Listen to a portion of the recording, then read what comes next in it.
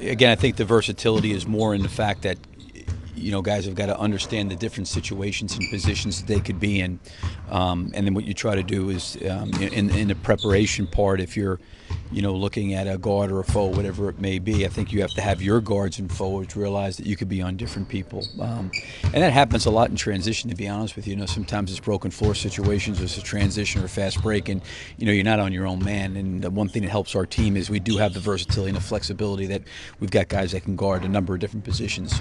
Playing in space is always a challenge. I'm sorry? Playing in space is always a challenge in the NBA, but how much more so against Golden State for you guys?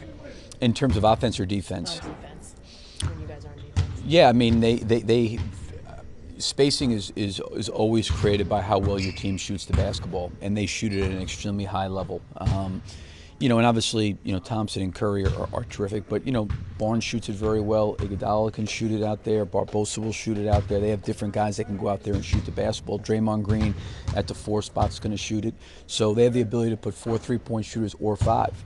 That's what generally creates your spacing. As a coach, every coach wants spacing. But if you have a team that can't shoot, your spacing is never going to be any good. Yeah. So they've got obviously great shooting. They got great movement. They have good IQ and good feel of how to play. And you're going to have to play against them in space because of the range at which they shoot threes and the way they force your defense to kind of spread itself out. The fact that San Antonio has got a lot of they cause a lot of same issues defensively because they do shoot it so well. Does that carry over? Did that give your guys sort of, maybe not a blueprint, but at least an idea of what they'll need to do against them? It's a little bit different. Yeah. Just being honest. I think the style of play and the systems are different. I'm not comparing which one's better or worse, or who's. It's just different. I think there's a lot of ways to skin a cat and be really, really successful. I've always admired San Antonio's ability with their big men to really pass the basketball, and Golden State has big men that pass it in Bogut and Draymond Green, but they go about doing it in a little bit of a different way.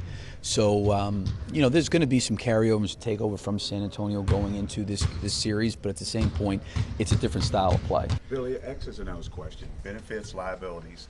Why don't teams double or trap Curry more?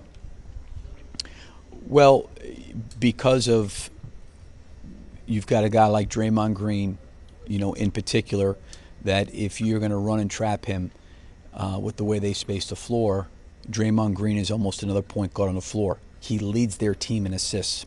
So if you're going to run and trap him with Draymond Green, you're leaving their number one assist guy. That's why he's, in my opinion, their assist leader, is because Curry gets so much attention, and they throw the ball to him in the middle of the floor, and he's driving downhill, and they're playing 4 against 3, and he's really good at making reads and decisions, and that's why he's so efficient and effective.